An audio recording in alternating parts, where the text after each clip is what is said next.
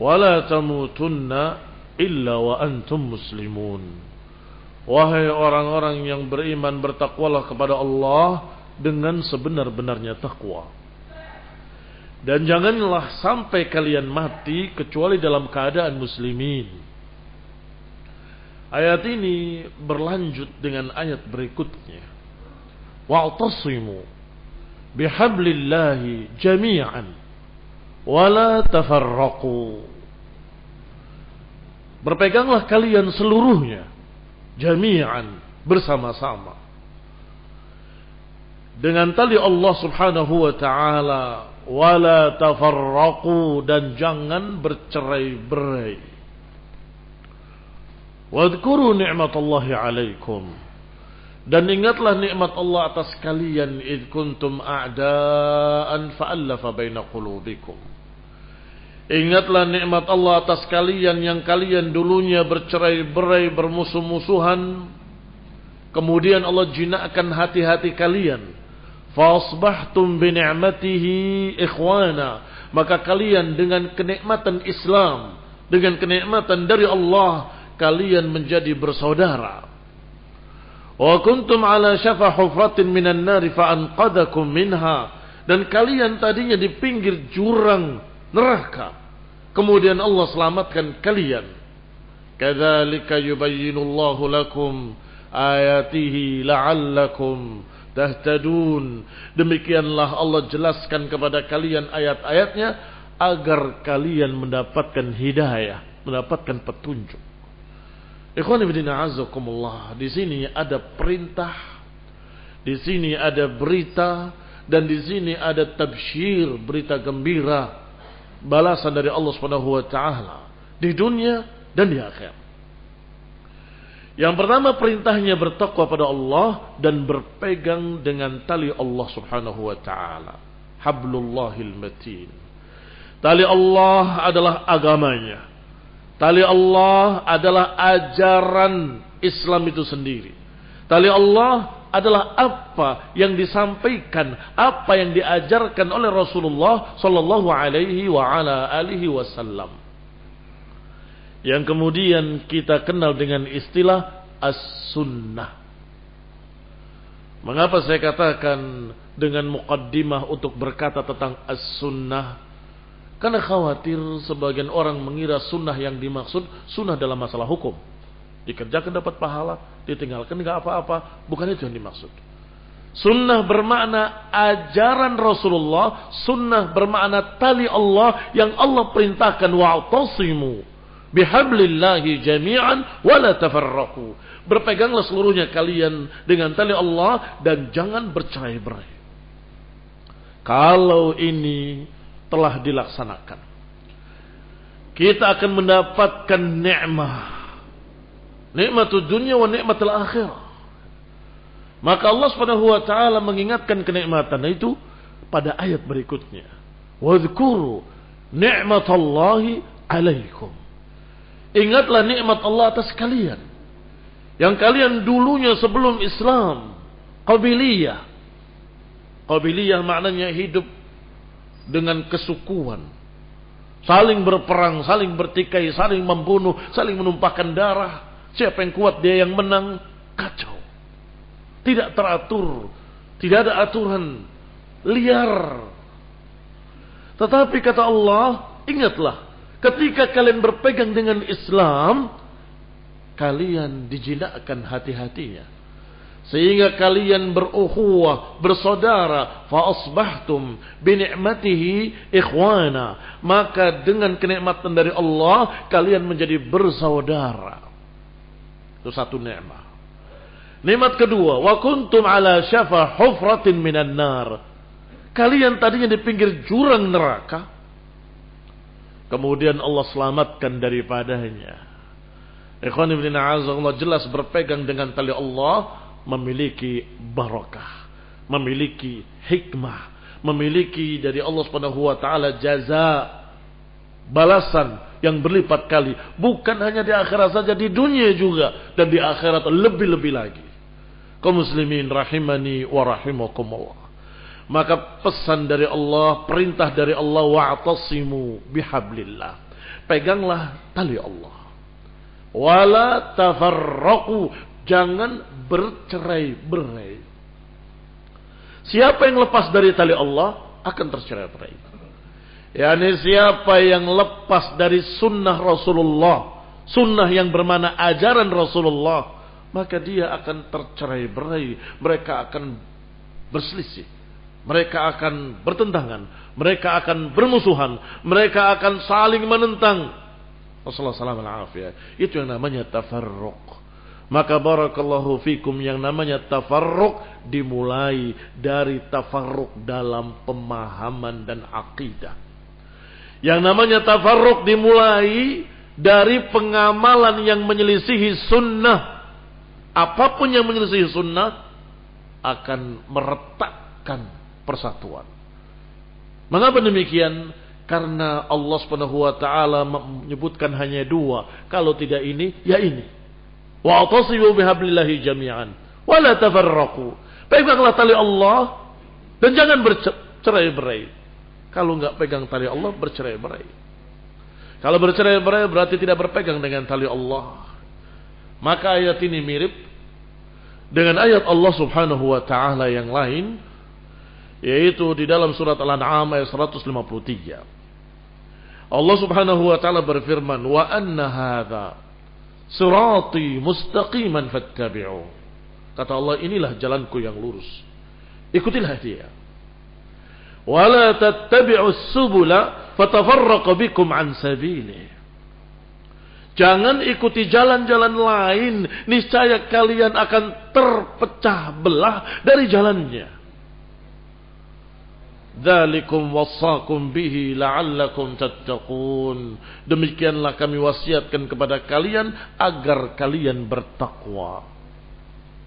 Tadi dua, berpegang dengan tali Allah atau berpecah. Sekarang juga sama, ikuti jalan yang lurus atau berpecah. Enggak ada pilihan lain. Kalau tidak ini, ya itu. Allah Subhanahu wa taala menyatakan, "Anna hadza sirati mustaqiman." Ini jalanku yang lurus. Setelah Allah mengatakan di ayat-ayat sebelumnya, dimulai dengan tauhid.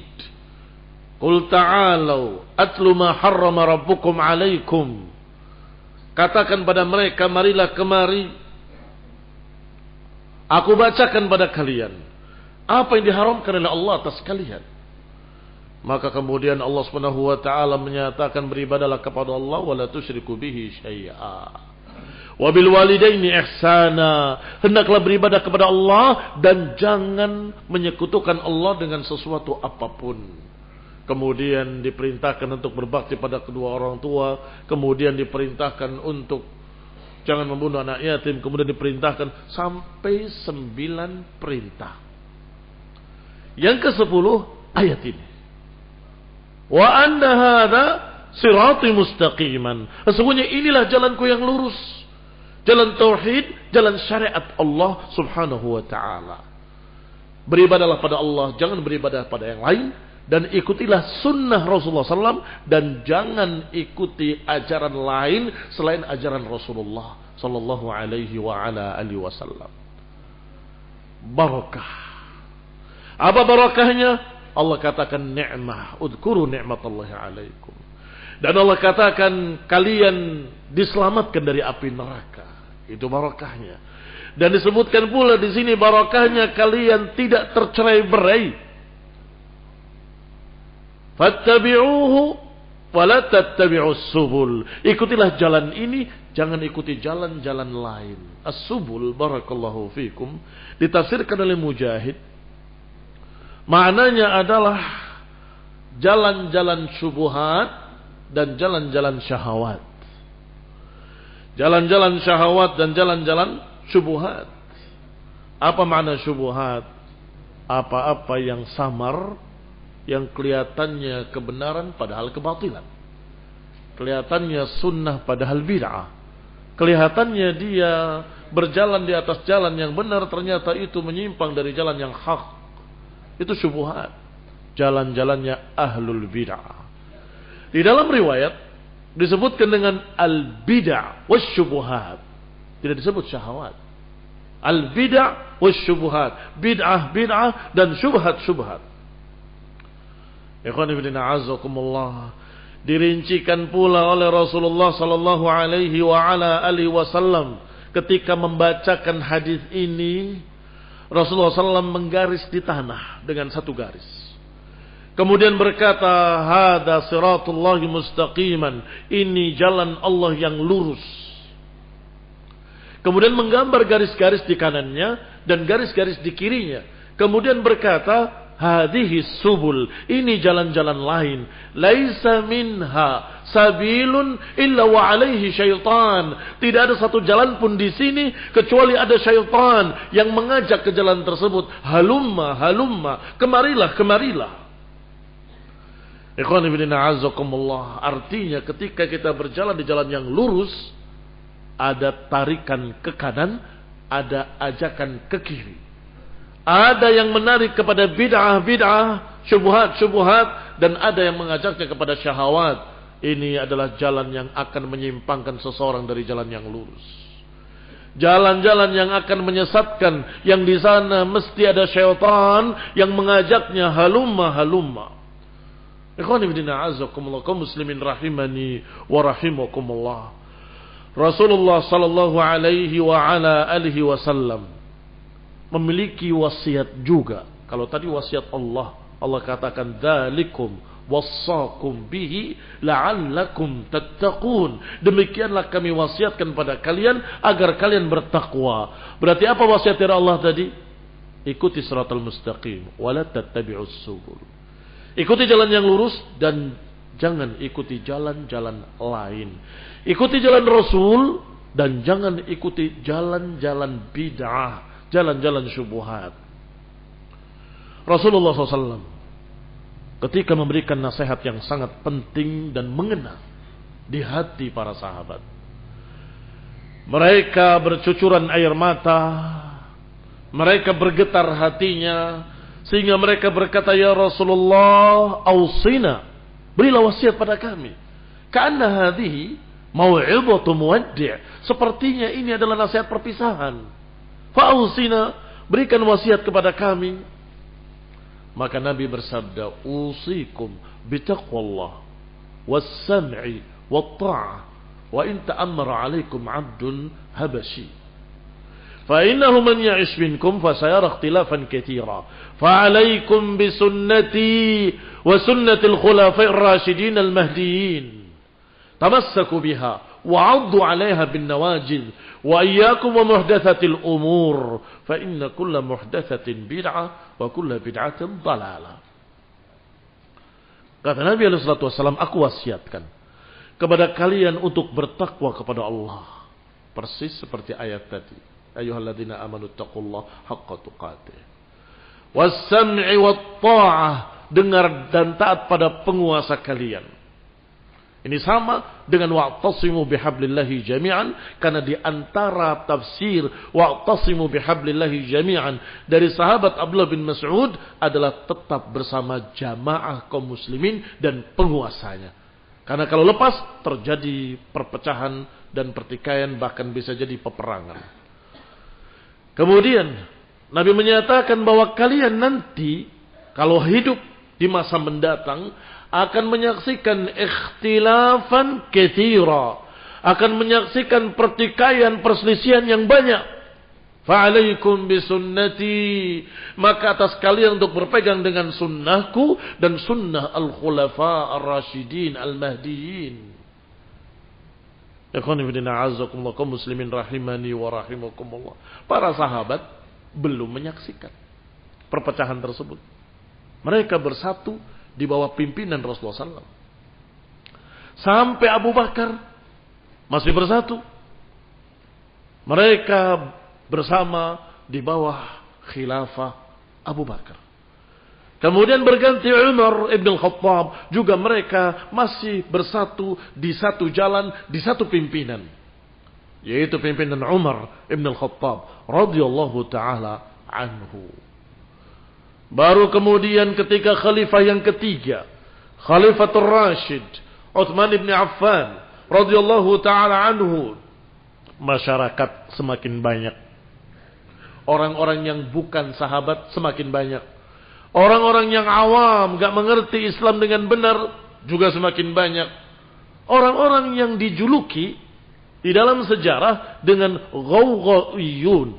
Ghawgha itu orang yang ngomong tapi ngawur. Atau tartharun, para pengacau-pengacau. Atau atba'u kulli na'ik, pengikut suara yang paling keras. Muncul yang seperti ini. Karena masyarakat semakin luas, semakin banyak. Ikhwan ibn a'azakumullah, mereka lah ternyata yang menyebabkan terjadinya perpecahan.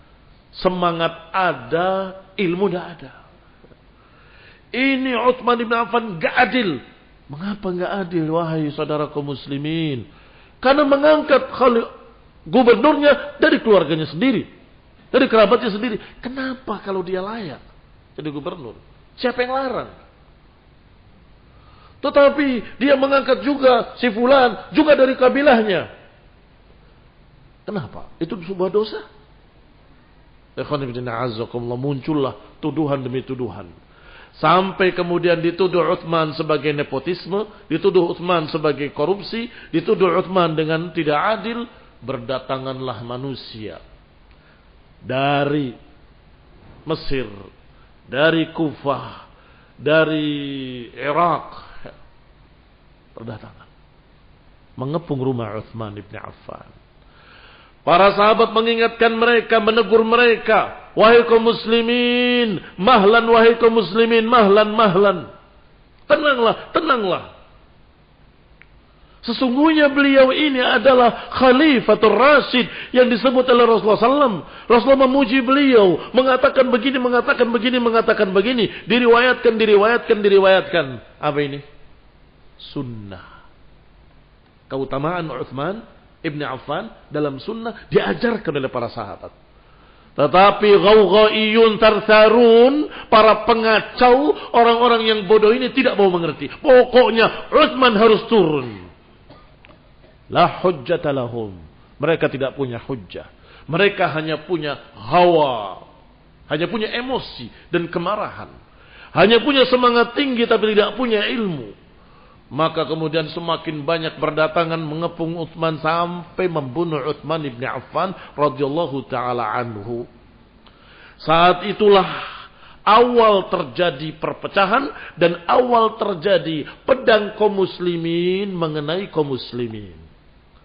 Dan sudah diriwayatkan kalau pedang kaum muslimin mengenai kaum muslimin tidak akan terangkat lagi sampai hari kiamat. Nggak akan terangkat lagi sampai hari kiamat, akan terus terjadi fitnah demi fitnah demi fitnah demi fitnah. Kaum muslimin rahimani wa rahimakumullah. Disebutkan oleh Rasulullah sallallahu alaihi wa ala alihi wasallam, fa'alaikum bisunnati wa sunnatil khulafa ar-rasyidin al-mahdiin.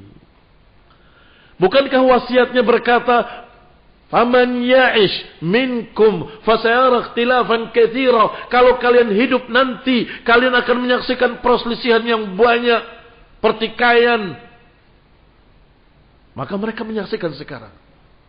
Kok terjadi muslimin melawan muslimin? Dikira berhenti dengan terbunuhnya Utsman bin Affan, fitnah itu tidak. Berbuntut panjang. Tentunya kaum muslimin dari keluarganya Utsman bin Affan, dari kabilahnya, dari sukunya, membaca ayat Allah Subhanahu wa taala. Wa man qutila madluman faqad ja'ala Allahu liwaliyhi sultana wa la yusrif fil qatl. Barang siapa yang terbunuh dengan zalim, maka Allah memberikan hak pada keluarganya untuk menuntut qisas. Sedangkan berita itu berjalan lama sampai ke Syam. Di Syam ada Muawiyah, gubernur yang dipilih oleh Utsman bin Affan, mengatakan kita berangkat untuk menuntut darah Utsman. Pasukan besar. Sampai di Madinah, situasi, kondisi sudah lain. Mengapa? Ali bin Abi Thalib sudah dibayat. Maka terjadilah kesalahpahaman antara keduanya. Terjadi fitnah Siffin. Dan fitnah Siffin yang mulai memanah, yang mulai melempar, yang mulai menyalakan apinya, mereka tadi. Ghawghaiyun, thartharun, ahlul ahwa wal bid'ah. Golongan yang memiliki emosi dan kebid'ahan. Yani cara mereka untuk menuntut kepada penguasa dengan cara demonstrasi, memaksa turun sampai kemudian membunuhnya, itu bid'ah muhdatsah yang enggak pernah terbayang sebelumnya, ternyata terjadi. Ikhwani fillah azakumullah, maka mereka ingat dengan hadis tadi, dengan wasiat, kalau kalian melihat perselisihan, peganglah sunnah, dan sunnahnya khalifah sesudahku. Maka terjadilah dua golongan. Golongan orang-orang yang mengikuti hawa nafsu tadi, dan golongan orang-orang yang mengikuti sunnah Rasulullah SAW dan mengikuti khalifah yang lurus bersama Abu Bakar, bersama Umar, dan bersama Uthman ibn Affan radhiyallahu taala anhu. Ikhwani fillah azakumullah, muslimin rahimani wa rahimakumullah.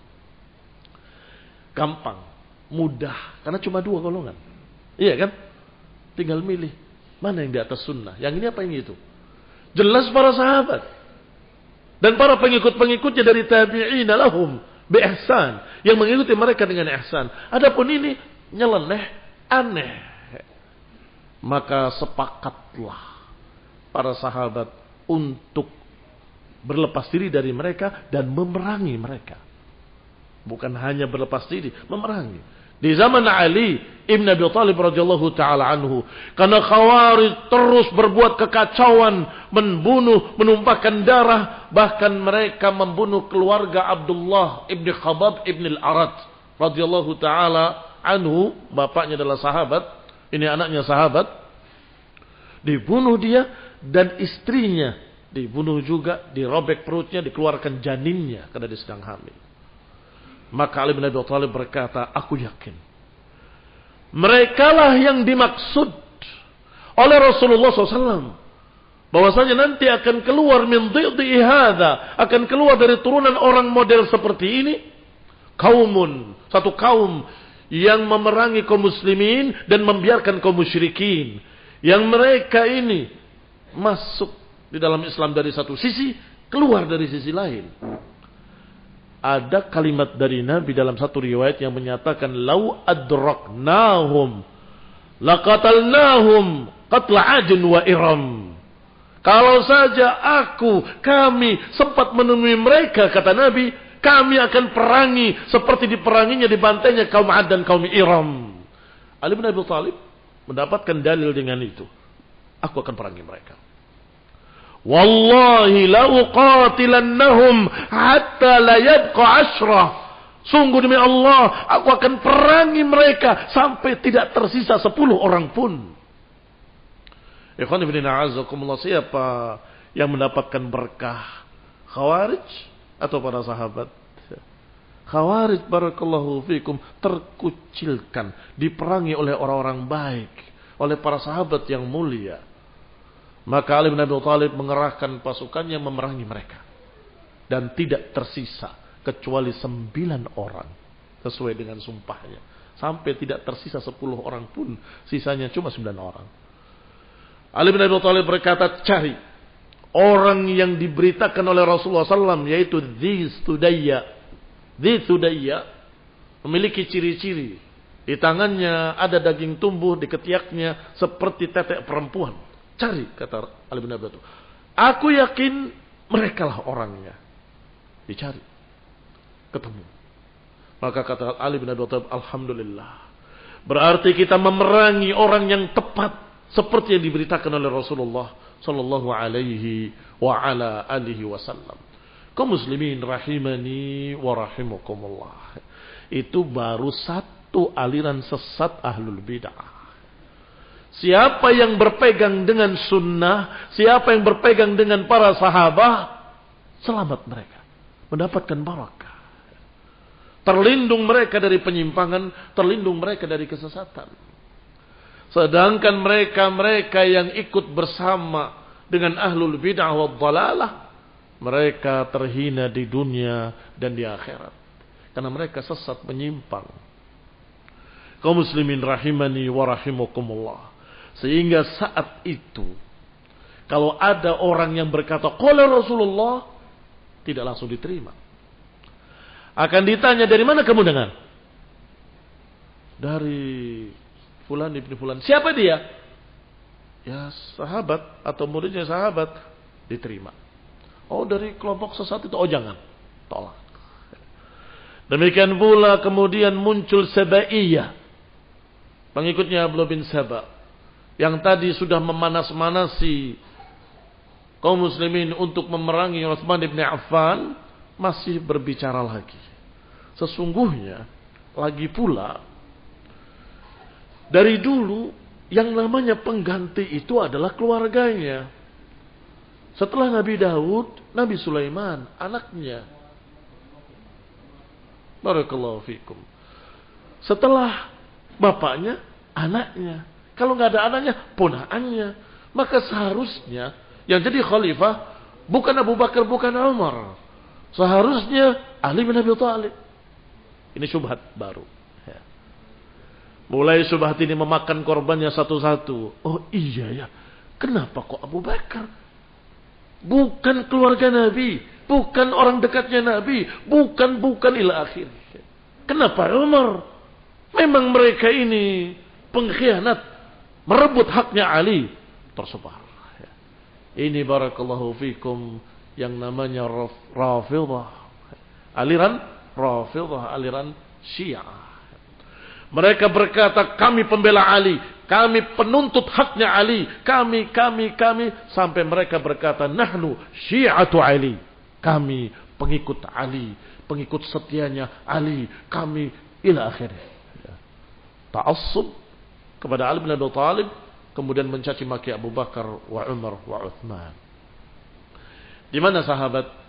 Sahabat menentang mereka, bahkan alinya sendiri radhiyallahu taala anhu. Berdiri di mimbar Kufah, di tempat fitnah, dan kemudian berkhutbah. Kaum Syiah yang menyatakan kami pengikut Ali hadir semua. Ditambah dengan kaum muslimin. Qala ma utiya bi ahadin yufaddiluni ala Abi Bakr wa Umar illa jallatuhu haddal muftari.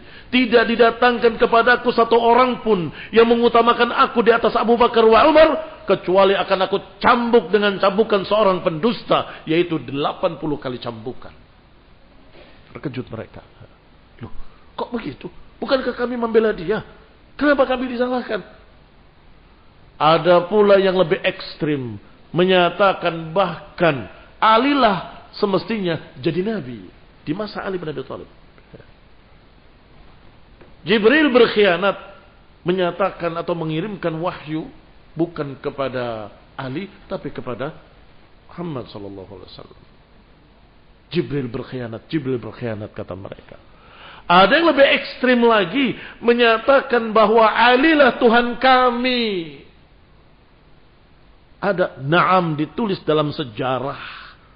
Adanya orang yang kafir sampai berkata, engkau wahai Ali adalah Tuhan kami. Apa yang dilakukan oleh Ali bin Abi Thalib? Panggil mereka semua.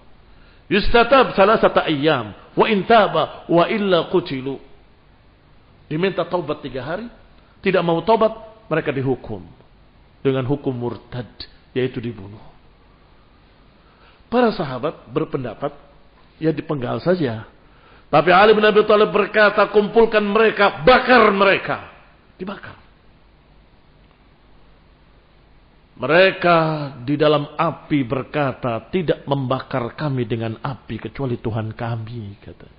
A'udzubillahi minasyaitonir rajim. Sampai dibakar, enggak taubat.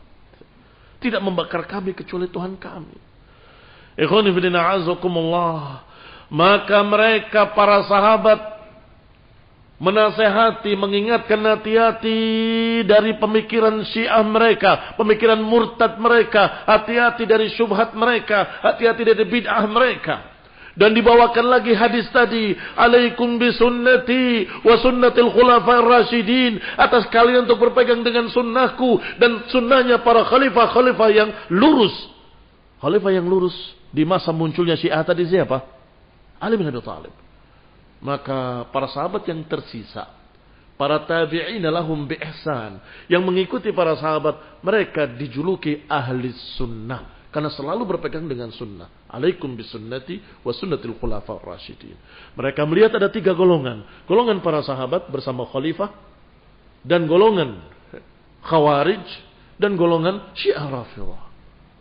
Alaikum bisunnati wa sunnatil khulafair rasyidin al-mahdiyyin. Maka mereka ahli sunnah bersama para sahabat tetap berpegang dengan sunnah dan menjauhi khawarij, menjauhi Syiah Rafidhah. Ikhwan fillah a'azzakumullah, apa yang terjadi? Barakah bagi ahli sunnah. Selamat. Mereka mendapatkan ilmu dari para sahabat, mendapatkan hadis-hadis yang sahih dari para sahabat. Dan mereka mendapatkan bimbingan ke arah jalan yang lurus. Tidak mudah terbawa kesesatan. Mengapa? Ada ilmu. Adapun mereka ghawghaiyun thartharun, ashabul ahwa, tidak punya ilmu. Mereka hanya punya hawa, hanya punya emosi, hanya punya kemarahan, hanya punya hawa nafsu. Pokoknya saya mau begini. Na'udzubillahi minadh dhalal. Kita berlindung pada Allah dari kesesatan-kesesatan. Maka dikatakan oleh Rasulullah SAW, Inna Allah yarda lakum thalathan. Sesungguhnya Allah ridha untuk kalian 3. Salah satunya adalah an ta'tasimu bihablillahi jami'an. Hendaklah kalian berpegang dengan tali Allah, seluruh kalian. Berpegang dengan tali Allah dengan 2 makna tadi. Tetap berpegang dengan sunnah, ajaran Rasulullah SAW, dan tetap bersama kaum muslimin dan penguasanya. Jangan berpecah belah. Berkata Abdullah bin Abbas radhiyallahu taala anhuma, "Alaikum bil istiqamah wal athar wa iyyakum wal bid'ah." Sahabat Ibnu Abbas menyaksikan munculnya aliran-aliran sesat tadi. Maka dikatakan oleh beliau, alaikum bil istiqamah, atas kalian untuk tetap istiqamah di atas sunnah, wal athar, dan athar-athar, wa iyyakum wal bid'ah, hati-hati kalian dari kebid'ahan, khususnya kebid'ahan yang besar, yaitu kebid'ahan dalam pemahaman. Pemahaman khawarij sesat, bid'ah. Pemahaman Rafidhah sesat. Ikhwan fillah a'azzakumullah, mengapa dikatakan Rafidhah? Padahal mereka sendiri berkata, nahnu syi'atu Ali, kami syiahnya Ali. Itu pengakuan mereka. Itu pengakuan mereka. Qul hatu burhanakum in kuntum sadiqin. Buktikan kalau kalian pengikut Ali.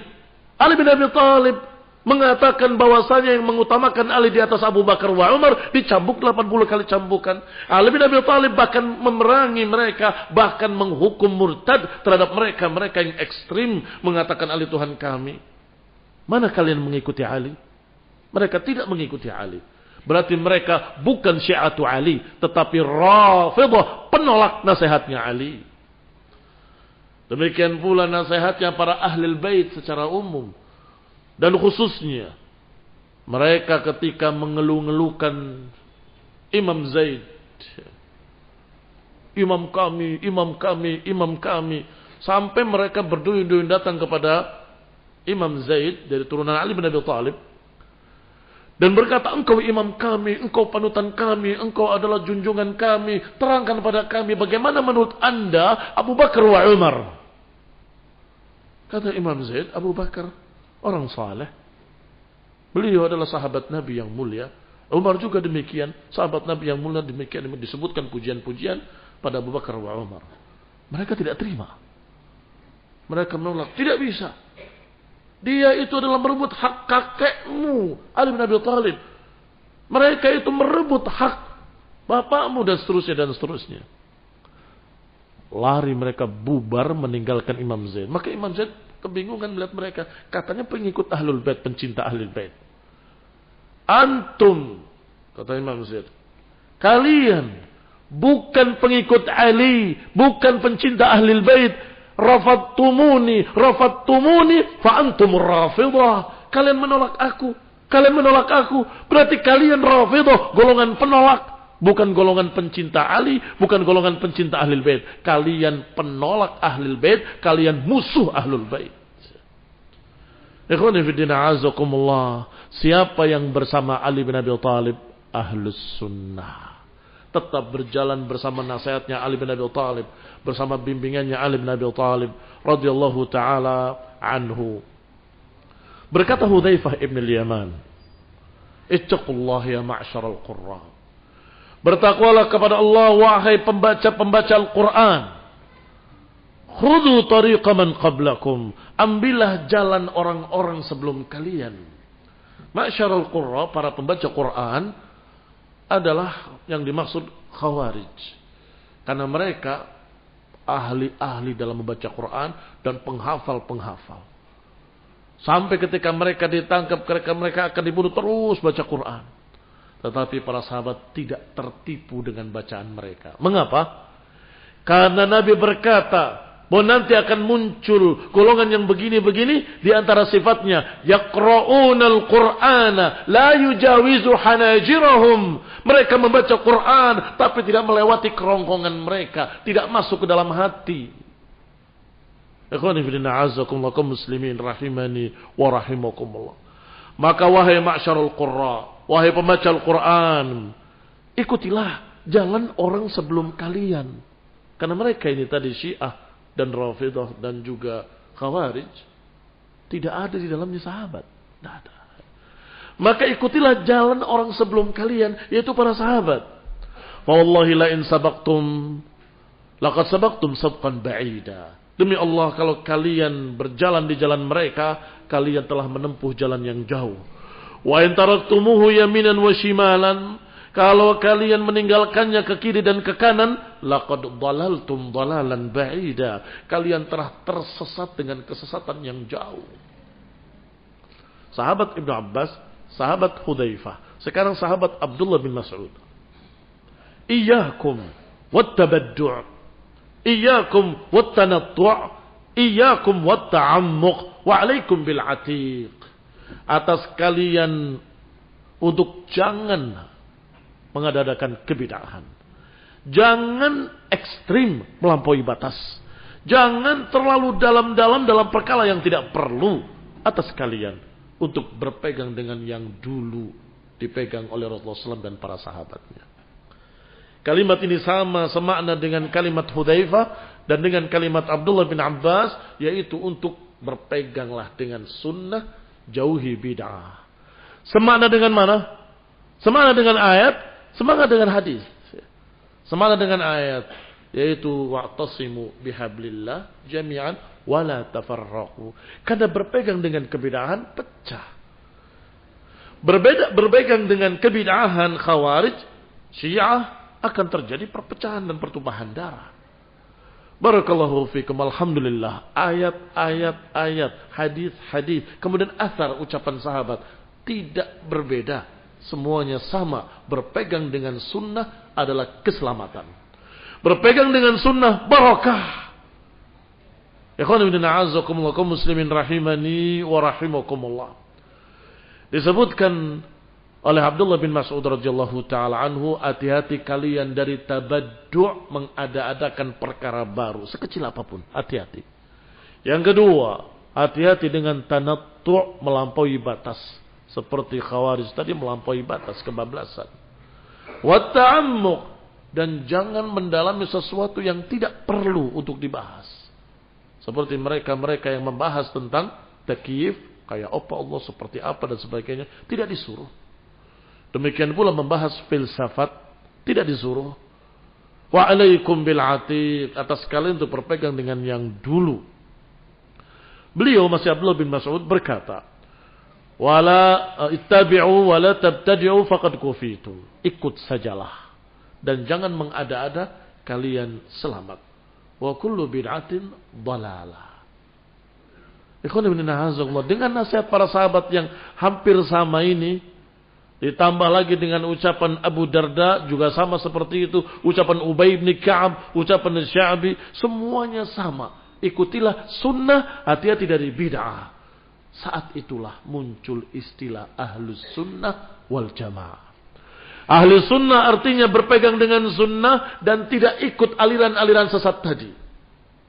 Sedangkan wal jamaah tetap bersama jamaah kaum muslimin dan khalifahnya. Tetap bersama Uthman, tetap bersama Ali bin Abi Thalib.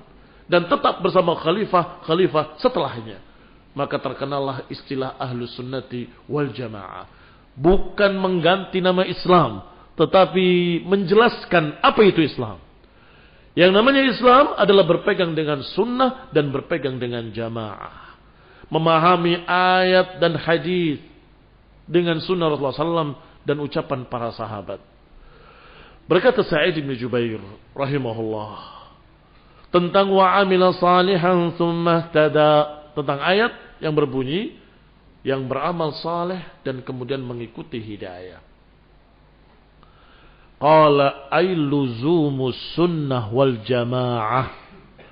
Ucapan Sa'id ibn Jubair rahimahullahu ta'ala dalam kitab Al-Ibanah, juga di dalam kitab Usul I'tiqad Ahlussunnah wal Jamaah oleh Imam Al-Lalikai. Apa maknanya amila salihan kemudian mengikuti petunjuk? Luzumus sunnah wal jamaah, berpegang dengan sunnah dan tetap bersama jamaah. Ikhwani fillah azakumullah.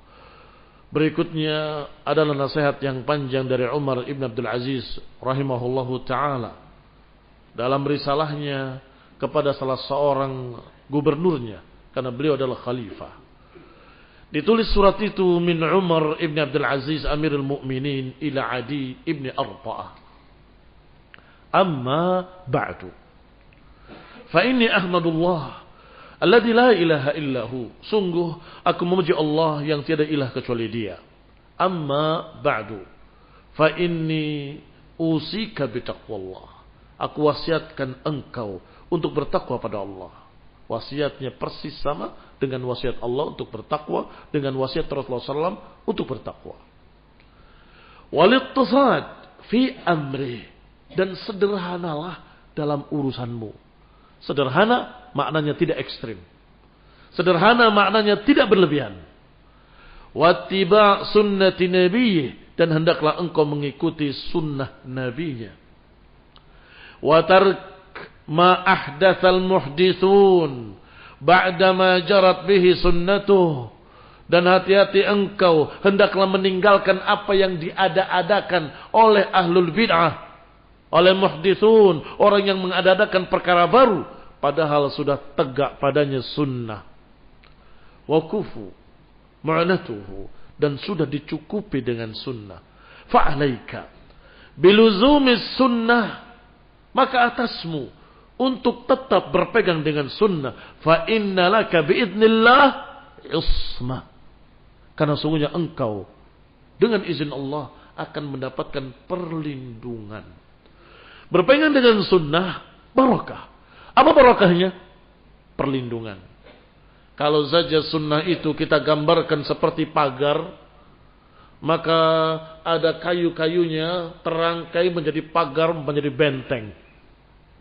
Maka itu adalah sunnah demi sunnah. Kamu kerjakan seluruhnya, maka seakan-akan kamu terlindungi dengan benteng yang bernama sunnah. Sebagaimana dikatakan oleh Imam An-Nasai, as-sunnah hisnun hasin. Sunnah itu benteng yang kokoh. Mengapa demikian? Ketika ada syubhat, penipuan dari ahlul bidah masuk, terhalang oleh sunnah. Enggak begitu sunnahnya. Masuk lagi syubhat dari yang lainnya, sunnah tidak demikian. Masuk lagi dari yang lain, bukankah Umar begini?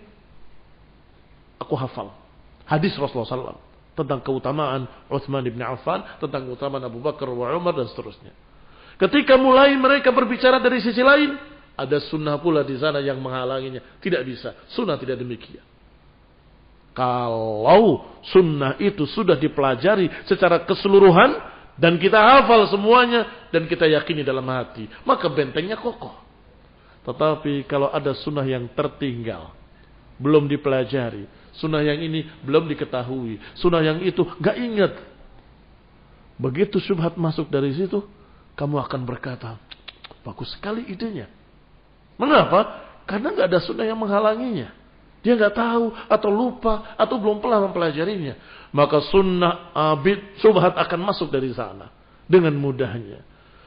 Ikhwani fid din, a'azzakumullah kaum muslimin rahimani wa rahimakumullah. Kita lanjutkan ucapan Abdul Aziz, Imam Khalifah Umar bin Abdul Aziz. Thumma lam annahu lam yabtadi' an-nas bid'atan illa qad madha qablaha ma huwa dalilun 'alaiha aw ibratan fiha. Kata beliau kepada Ibnu Arta'ah, ketahuilah, tidaklah seorang mengadakan kebid'ahan kecuali sudah ada di dalam sunnah yang menentangnya.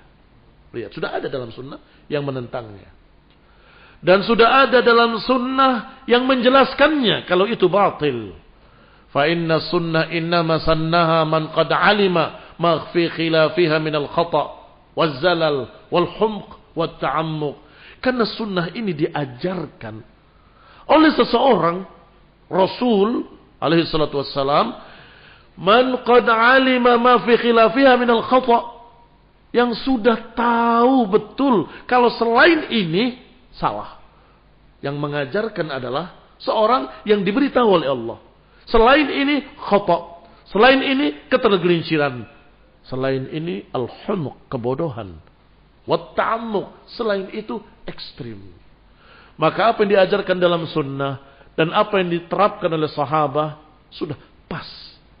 Lebih dari itu ekstrim. Kurang dari itu tidak sempurna.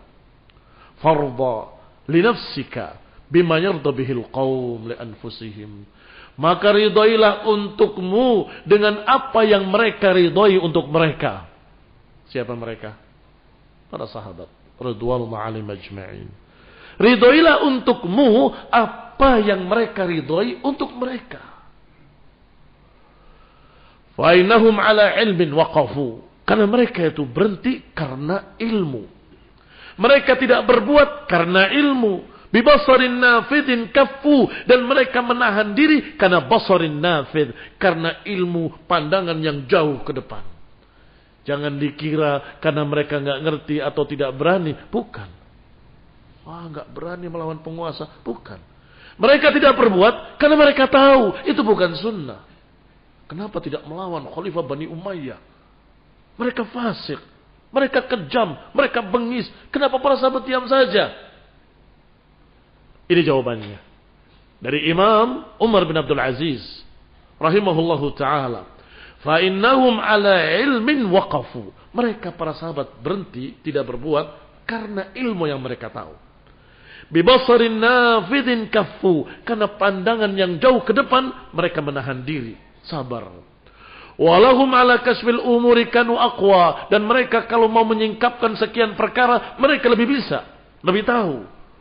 Bifadl ma kanu fihi awla. Fa in kana al-huda ma antum alaihi laqad sabaqtumuhum. Kalau kalian merasa lebih tahu dari mereka, berarti kalian sok tahu. Berarti kalian merasa lebih hebat dari para sahabat. Wala in qultum innama hadatsa ba'dahum. Kalau kalian berkata, tapi ini kejadian sesuatu yang sekarang saja, bukan dulu tidak ada. Qala ma ahdatsahu illa man ittaba ghaira sabilihim. Kata Umar bin Abdul Aziz, kalau itu perkara baru, berarti mereka mengada-adakan perkara baru yang bukan jalan dari mereka. Wa raghiba bi nafsihi anhum, berarti orang tersebut menyelisihi jalannya para sahabat. Fainahum humus sabiqun. Mereka lah para sahabat, para pendahulu kita. Faqad takallamu fihi bima yakfi. Mereka sudah berbicara mengajarkan ilmu ini secukupnya, sudah cukup, masya Allah. Wa wasafu minhu ma yushfi. Dan mereka sudah menggambarkan dengan yushfil alil wa yarwil ghalil, memuaskan, menyembuhkan, cukup. Apalagi kurangnya? Fama dunahum muhassir, maka yang di bawah mereka berarti tidak sempurna. Wa ma fawqahum muhassir, apa yang di atas mereka berlebih-lebihan, kebablasan, menyusahkan. Wa qad qassara qaumun dunahum fajafau. Ada yang kurang dari mereka akhirnya kering, tandus. sedangkan yang lain lebih dari mereka, akhirnya ghalau, ekstrim, berlebihan melampaui batas. Wa innahum baina dzalik la'ala hudan mustaqim. Sedangkan para sahabat di antara keduanya, di antara jafa dan ghulu. Naktafi bihadzal qadar, barakallahu fikum. Nuwasil darsana ba'da shalah bi'idznillah ta'ala.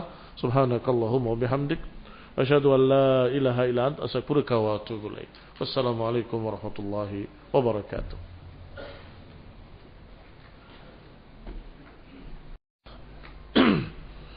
Nahmaduhu wa nasta'inuhu wa nastaghfiruh wa na'udzu billahi min shururi anfusina wa min sayyiati a'malina. Man yahdihillahu fala mudilla lahu wa man yudlil fala hadiya lahu.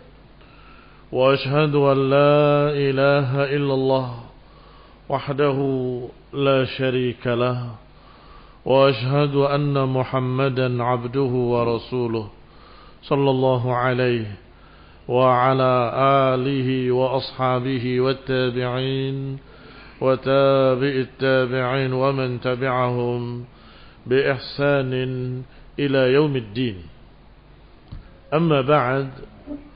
Qala al-Imam az-Zuhri rahimahullahu ta'ala, kana man mada min ulama'ina yaqulun al-i'tisam bis-sunnati najah wal ilmu yuqbadu sari'an fana'shul ilmi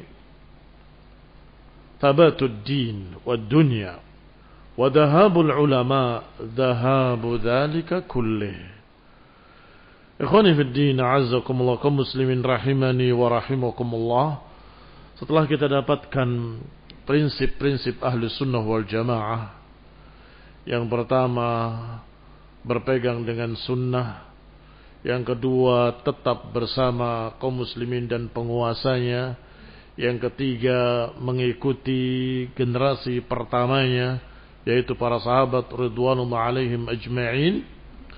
Kemudian dikatakan oleh Imam Az-Zuhri rahimahullah, al-i'tisam bis sunnati najah, berpegang dengan sunnah adalah keselamatan. Qala wal ilmu yuqbadu sari'an, karena ilmu akan dicabut dengan segera. Fanashul ulama thabatud din, maka tegaknya ilmu dan ulama adalah kokohnya agama.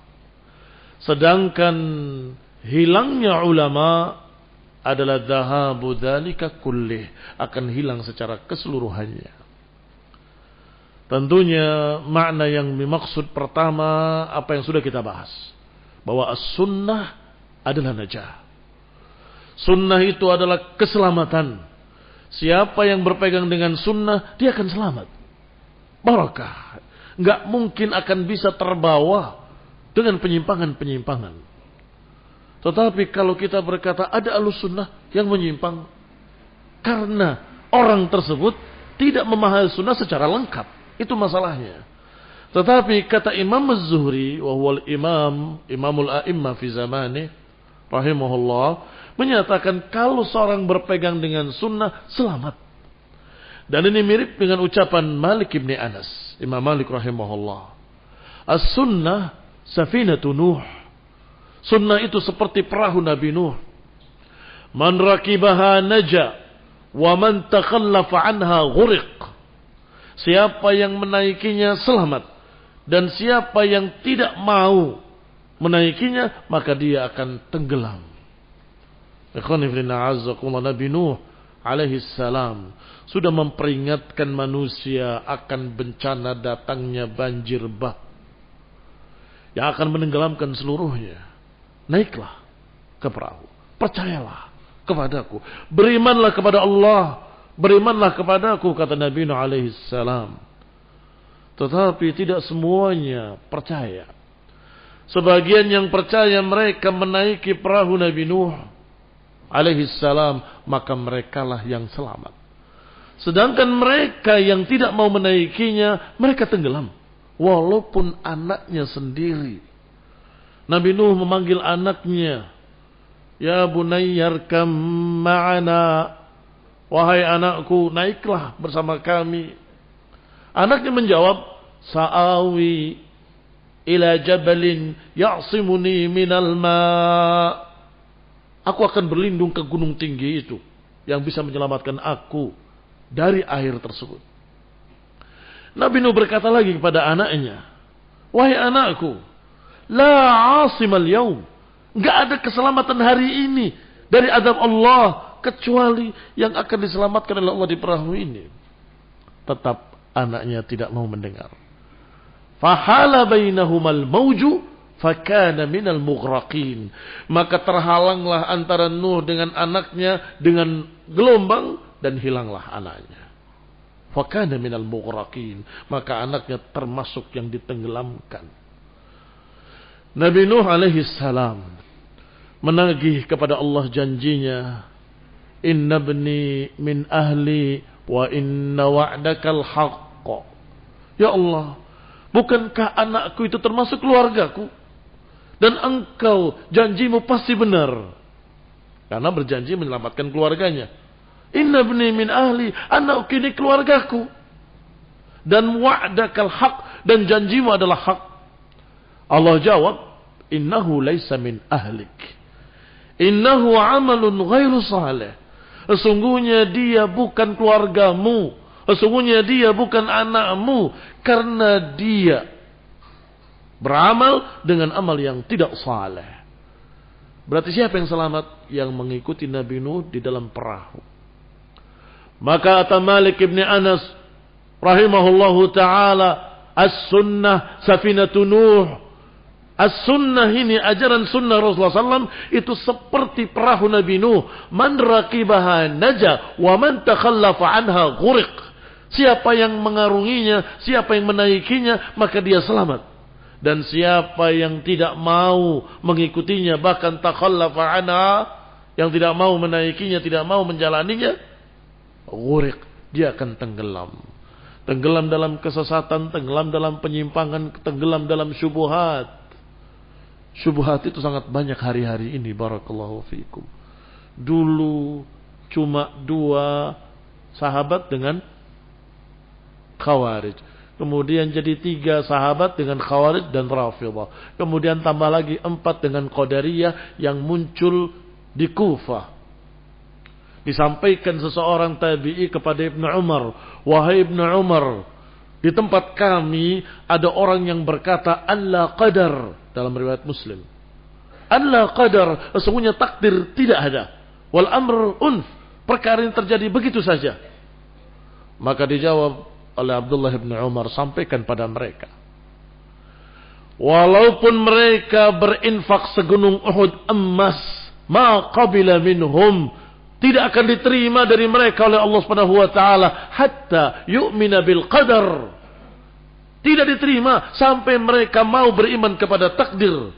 Sampaikan pada mereka, aku bersumpah dengan nama Allah yang Abdullah bersumpah dengannya, inni bari'un minhum wa hum bura'a'u minni. Aku berlepas diri dari mereka dan mereka berlepas diri dariku. Keras sekali Abdullah bin Umar kepada mereka yang berkata tidak ada takdir. Ikhwan bin A'azzakumullah, jadi berapa? Jadi 4 sekarang. Mana yang ahlus sunnah yang tetap bersama sahabat, yang tetap berpegang dengan sunnah Nabi, alaikum bisunnati wa sunnatil khulafa rasyidin al-mahdiin. Tetapi sekarang mungkin kita katakan 73, itu pun setiap satunya sudah berpecah-pecah lagi. Dan masing-masingnya berpecah lagi. Syiah Rafidhah sekian pecahannya. Khawarij sekian sektenya. Beda-beda lagi.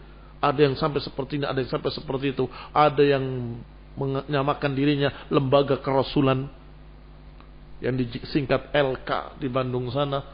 Yang setiap ayat yang turun itu mereka katakan kita rasulnya. Jadi kalau engkau, jadi kita. Katakan wahai Muhammad, kita orangnya. Allah mengajak bicara kita, jadi kita ini rasul semua. Maka dikatakan lembaga kerasulan. Ternyata akidahnya Khawarij, mengkafir-kafirkan kaum muslimin. Demikian pula Jamus, Jamaah Muslimin, memiliki khalifah sendiri. Khalifatullah fil ard kata mereka, ya, di Bogor sana. Siapa yang tidak berbaiat pada imamnya kafir. Ini mengerikan. Khawarij juga, cuma tidak mengangkat senjata. Demikian pula para teroris Khawarij juga, masih macam lagi jenis-jenis Khawarij. Barakallahu fiikum, berarti sangat mengerikan di zaman penuh fitnah, di zaman penuh syubhat. Apa yang mereka ucapkan penuh tipuan-tipuan yang kita kira sepertinya benar padahal batil.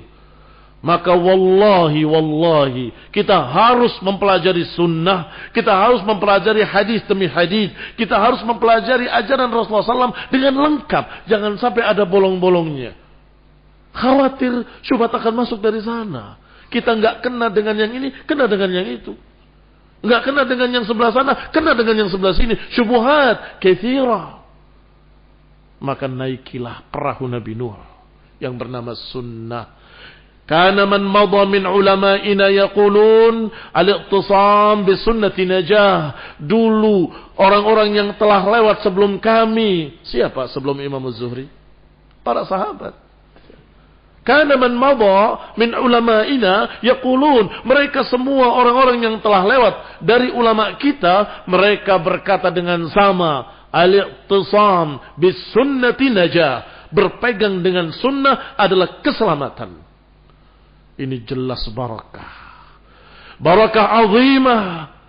Dikatakan selamat oleh para sahabat, dikatakan selamat oleh para ijma' ulama'il ummah. Berpegang dengan sunnah, selamat. Dan dikatakan oleh Malik bin Anas, as-sunnah safinatun Nuh, siapa yang menaiki dia selamat, siapa yang tidak menaikinya dia akan tenggelam.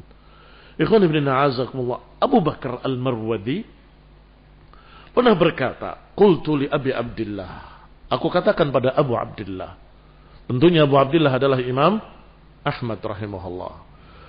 Yang ditanya kepada Imam Ahmad, man mata 'alal Islam was sunnah mata 'ala khair? Seorang yang mati di atas Islam dan sunnah, apakah mati dalam keadaan baik? Faqala li uskut. Dia berkata kepadaku, kata Marwadi, uskut, diam kamu. Man mata 'alal islami wa sunnah mata 'alal khairi kullih. Diam kamu. Mati di atas sunnah, mati di atas Islam dan sunnah, berarti dia mati di atas kebaikan seluruhnya. Ikhwan ibn a'azakumullah, sunnah adalah ajaran Nabi. Ucapannya, perbuatannya, contoh-contoh teladannya, semuanya yang diajarkan oleh Rasulullah SAW itu disebut sunnah. Kata Imam Al-Barbahari rahimahullah, as-sunnah hiyal Islam, wal Islam huwa sunnah. Sunnah itu adalah Islam, Islam itu adalah sunnah. Kalau kita tanya apa itu Islam, maka Islam terdiri dari sunnah demi sunnah demi sunnah demi sunnah. Dikumpulkan semua, seluruh sunnah itu Islam. Dari ajaran yang paling mendasarnya, yaitu tentang tauhid, rububiyahnya, uluhiyahnya, dan pengenalan asma dan sifatnya. Kemudian sunnah Rasulullah SAW tentang masalah akidah, apa yang harus diyakini, tentang hari akhir, tentang yaumul qiyamah, tentang takdir, tentang yaumul hisab, tentang jannah, tentang nar, dan seterusnya. Termasuk sunnah juga ajaran hukum-hukum syariatnya, ibadahnya, apa saja yang diwajibkan, apa saja yang diharuskan, apa saja yang dianjurkan. Demikian pula sunnah Rasulullah SAW, bagaimana akhlak, bagaimana sikap terhadap kaum muslimin, bagaimana perjuangan, bagaimana jihad, dan seterusnya. Itu juga semua sunnah secara lengkap. Kalau ditanya, man mata 'alal islami wa sunnah mata 'ala khair, apakah dipertanyakan, kalau mati dalam keadaan Islam dan sunnah, apa dia mati dalam keadaan baik? Maka kata Imam Ahmad, uskut. Siapa yang mati di atas sunnah, mata 'alal khairi kullih. Kalau mati di atas sunnah Nabi, di atas ajaran Nabi, dia di atas seluruh kebaikan. Ikhwani fillah, a'azakumullah, kaum muslimin rahimani wa rahimakumullah. Dikatakan oleh Imam Az-Zuhri rahimahullah kepada seseorang, dipanggil Hudhali. Ya Hudhali, Ayu'jibukal hadis? Apakah engkau suka mempelajari hadis?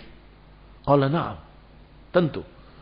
Qala ama innahu la yu'jibu illa al-fuhul. Ketahuilah, tidak dia suka untuk mempelajari hadis kecuali fuhul minar rijal, kecuali orang-orang laki-laki yang sungguh-sungguh rejal.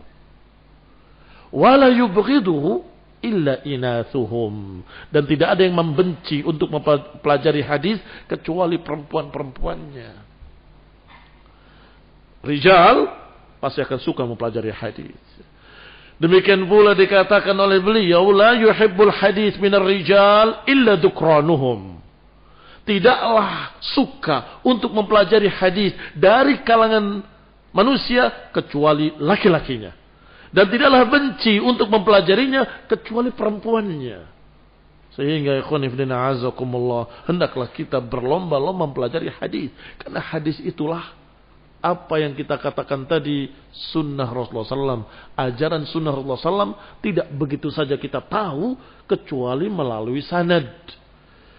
Tidak begitu saja kita tahu ajaran Rasulullah SAW kecuali melalui rawi-rawi. Dan harus diperiksa rawi-rawinya, mana yang thiqah, mana yang terpercaya, dan mana yang pendusta, mana yang penghafal kuat, mana yang sering lupa.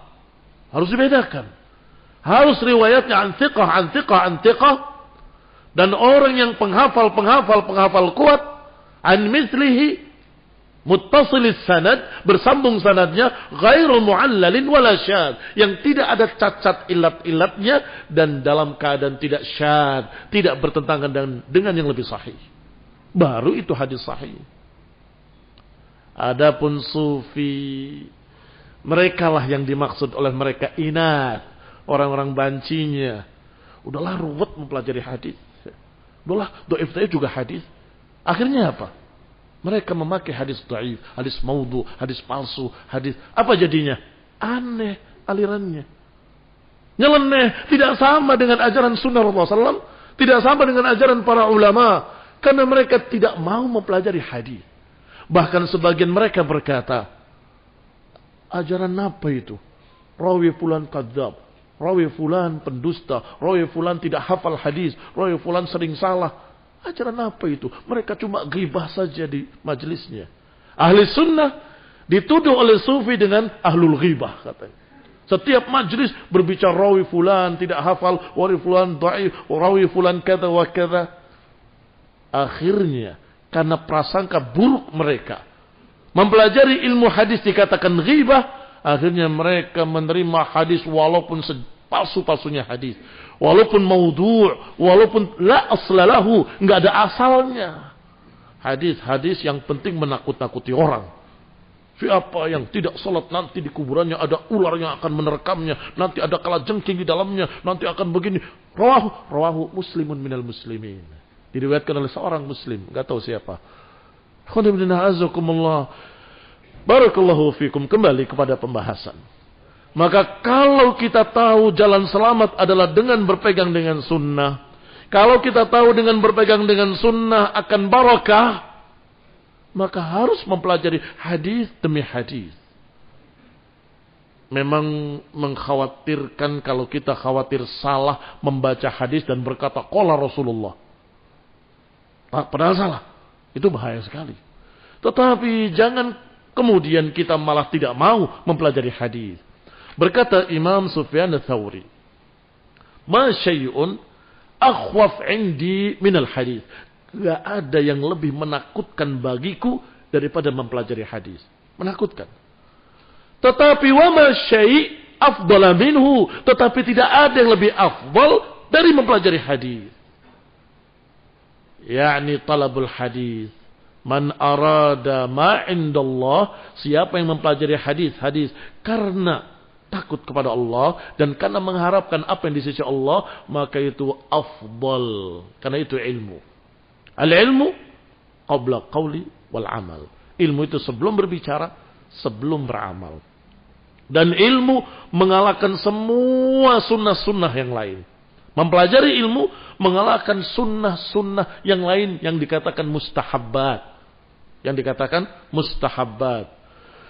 Sebagaimana dikatakan bahwasanya kata Waqi' Ibn Jarrah, gurunya Imam Syafi'i, "Lau a'lamu anna salata afdal min al-hadith ma haddathtu." Kalau saja aku tahu salat sunnah itu lebih baik daripada menyampaikan hadis, mungkin aku akan salat sunnah aja, enggak mau menyampaikan hadis. Khawatir salah. Khawatir terkena ayat Allah, ucapan Rasulullah dalam hadis, "Man kadzaba alayya muta'ammidan falyatabawwa maq'adahu minan nar." Siapa yang berdusta atas namaku, maka siapkan tempat duduknya dalam neraka. Memang mengerikan. Tetapi barakallahu fiikum, kalau saja aku tahu salat sunnah, puasa sunnah, i'tikaf itu lebih baik daripada menyampaikan hadis, aku enggak mau menyampaikan hadis. Aku enggak mau pelajari hadis. Aku hanya salat saja, puasa saja, i'tikaf saja, zikir-zikir saja kayak sufi itu. Tetapi karena aku tahu belajar hadis dan menyampaikan hadis afdal, lebih baik dari semua salat-salat sunnah, puasa sunnah, yang dibandingkan adalah yang tidak wajib. Kalau yang wajib sudah paling tinggi, tidak bisa dilawan dan nggak bisa dibandingkan. Yang kita bahas adalah salat sunnah, puasa sunnah, zikir-zikir sunnah dan sebagainya. Jelas al-ilm, mempelajari ilmu hadis paling tingginya. Barakallahu fiikum. Berarti kalau seorang masuk ke dalam masjid, pelajaran sudah dimulai. Salat sunnah apa duduk di majelis? Kata para ulama, duduk di majelis. Karena ilmu lebih penting daripada salat yang tidak wajib. Kecuali kalau mereka yang berpendapat wajib. Ikhwan ibn a'azzallah, kembali kepada pembahasan. Berkata Bishr ibn al-Harith al-Hafi, "La a'lamu ala wajhil ard amalan afdal min talabul ilm." Aku tidak tahu di muka bumi ini ada amalan yang lebih afdal daripada mencari ilmu dan mencari hadis, mempelajari ilmu dan mempelajari hadis. Liman ittaqallah, kalau didasari ketakwaan kepada Allah. Wa hasunat niyatuhu fi, kalau niatnya baik, niatnya lurus. Barakallahu fiikum. Dikatakan pula selanjutnya oleh Imam Ahmad rahimahullahu ta'ala, "Iyyakum an taktubu an ahadin min ashabil ahwa." Hati-hati kalian, jangan menulis ilmu dari seorang pun dari ashabil ahwa, qalilan wala katsira, sedikit ataupun banyak. Alaikum bi ashabil athari was sunan. Kalau sudah dicatat tadi berurutan, setelah tahu berpegang dengan sunnah adalah barakah, keselamatan, maka kita harus mempelajarinya, maka kita harus kepada para ulama melalui rawi-rawi tadi. Kalau kita bukan ahlinya di bidang itu, berarti kita harus mengikuti ahlinya. Siapa ahlinya? Ashabul hadis. Maka kata Imam Ahmad, di dalam apa yang kita baca ini, dalam Siyar A'lamun Nubala, bahwa Imam Ahmad berkata, hati-hati kalian, jangan menulis hadis, jangan menulis riwayat, jangan menulis faedah dari ashabul ahwa. Siapa ashabul ahwa? Selain ahli sunnah. Itu ashabul ahwa. Apakah khawarij? Apakah syiah rafidah? Apakah qadariyah? Atau kemudian mu'tazilah? Kemudian segala macam jenis hizbiyah. Mereka ini barakallahu fikum ashabul ahwa. Jangan tulis dari mereka sedikit maupun banyak. Khawatir mereka akan menambah atau mengurangi atau menyelewengkan makna. Datang kepada Imam Al-Auza'i seseorang berkata, "Aqra' alaikal hadis." Aku akan bacakan padamu hadis. Kata Al-Auza'i, jangan. Jangan. Gak usah bacakan hadis kepadaku. Kalau gitu aku bacakan Quran. Jangan. Wala Quran. Kumu anni, aw la aqumanna. Pergi kalian, atau aku yang akan pergi. Maka mereka pergi. Murid-muridnya bertanya, "Ya Imam, apa jeleknya kalau dia baca Quran? Ini apa ruginya kalau dia baca Quran?" Aku khawatir dia baca Quran kemudian diselewengkan harakatnya, atau dia tafsirkan dengan tafsir yang salah, atau dia baca hadis kemudian dia takwilkan, kemudian masuk ke hatiku dan tidak bisa keluar lagi dari hatiku. Aku khawatir begitu. Innal bid'ah khattafah. Bid'ah itu menyambar. Wal qulubu dha'ifah. Sedangkan hati ini lemah. Ikhwan fillah a'azzakumullah kaum muslimin rahimani wa rahimakumullah. Ada seseorang yang mendengar orang membaca Quran dengan suara yang terdengar dari jauh. Sampai pada kalimat wa kallamallaha Musa taklima. Yang mendengar tadi, iya, benar juga. Kalau wa kallamallaha masuk akal. Lihat, baca Quran harakatnya dirubah sedikit saja. Harusnya wa kallamallahu Musa taklima. Dhammah ini menunjukkan tanda rafa'. Dia marfu'. Kenapa? Sebagai pelakunya. Jadi yang mengajak bicara Allah. Mengajak bicara Allah Musa. Atau dikatakan, saya ulangi, Allah mengajak bicara Musa, itu yang benar. Allah mengajak bicara Musa dengan dhammah pada lafdzul jalalah. Wa kallamallahu Musa taklima. Tetapi bacaan tadi didengar oleh seseorang, kok bacanya wa kallamallaha, mengajak bicara Allah Musa. Berarti Musa yang berbicara. Karena kalau wa kallamallaha dengan fathah ini sebagai tanda nasab, mansub. Tanda nasab ini menunjukkan kalau dia dikenai pekerjaan yang diajak bicara, berarti mengajak bicara Allah Musa. Musa yang berbicara. Orang tadi langsung sesat saat itu juga. Mendengarkan ayat tadi dari jauh. Wa kallamallaha. Ini lebih masuk akal. Masa Allah berbicara pada Musa? Yang benar mengajak bicara Allah Musa. Musa yang berbicara. Langsung sesat. Lihat. Hanya mendengarkan bacaan Al-Quran. Ternyata dibacakan oleh ahlul bid'ah. Dengan merubah satu harakat saja. Na'udzubillah min dhalik. Apalagi kalau dia membacakan sekian ayat. Apalagi kalau dia kemudian merubah sekian harakat. Nasallahu salam al-afiyah. Ikhwani fi din a'azakumullah kaum muslimin rahimani wa rahimakumullah.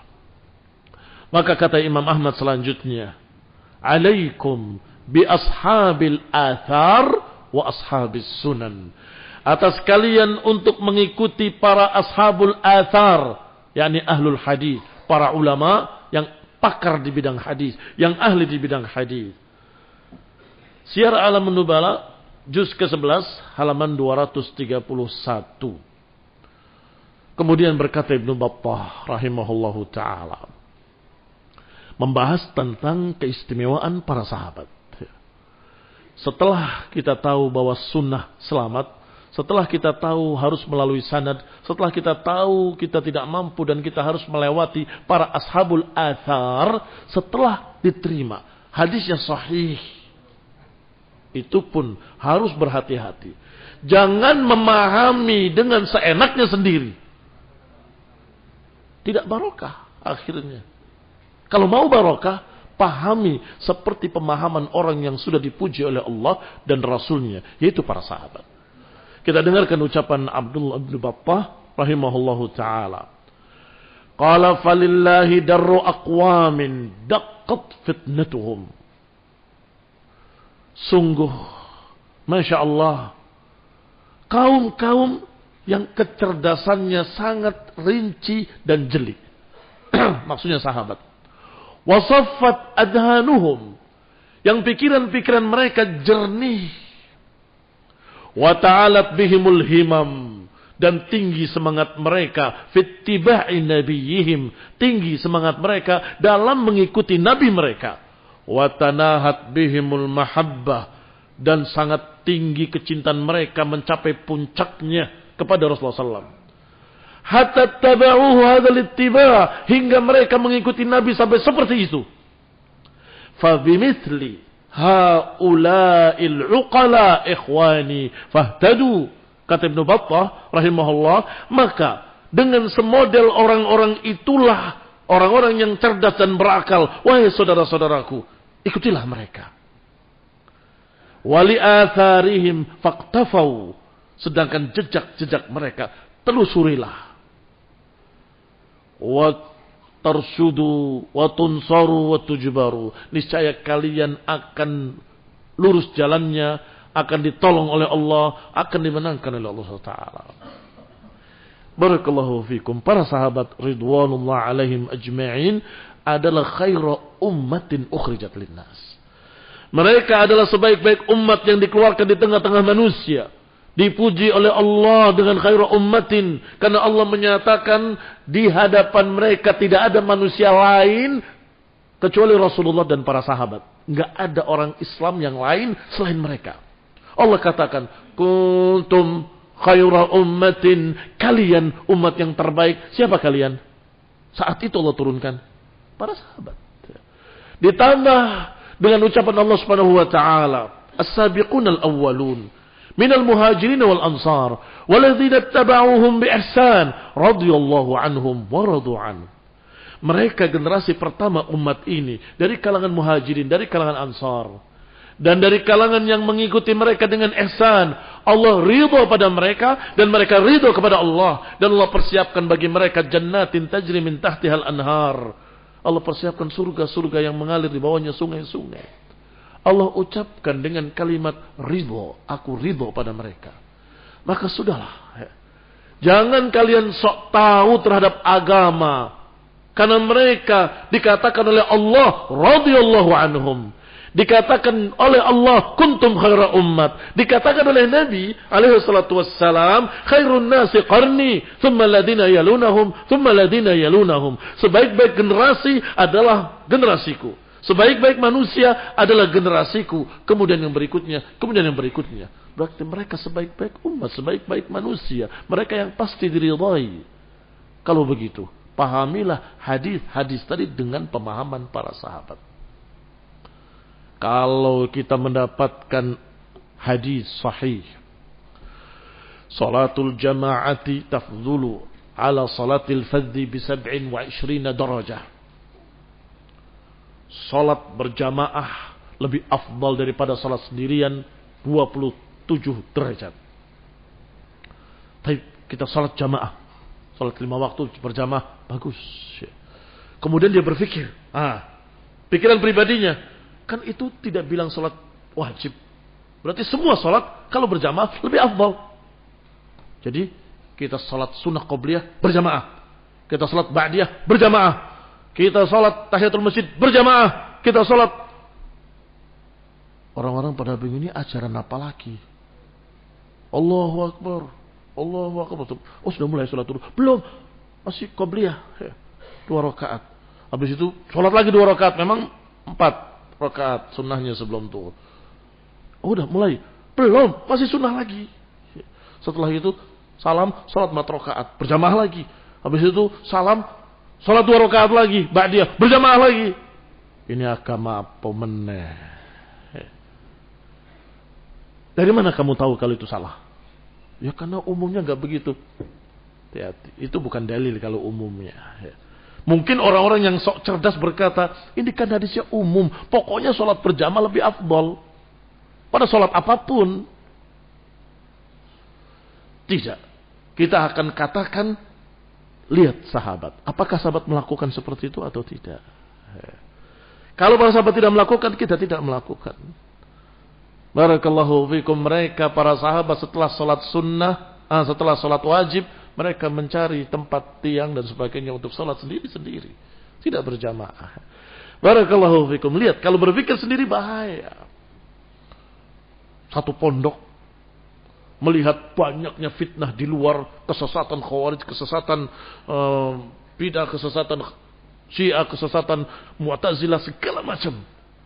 Sudah, kita putuskan saja. Kita hidup dan mati di pondok ini. Bikin benteng keliling. Nanam pohon untuk dimakan, nanam beras untuk dimakan, nanam cabai sendiri sebagainya, hidup sampai mati di situ. Ya apa sunnah apa enggak sunnah itu?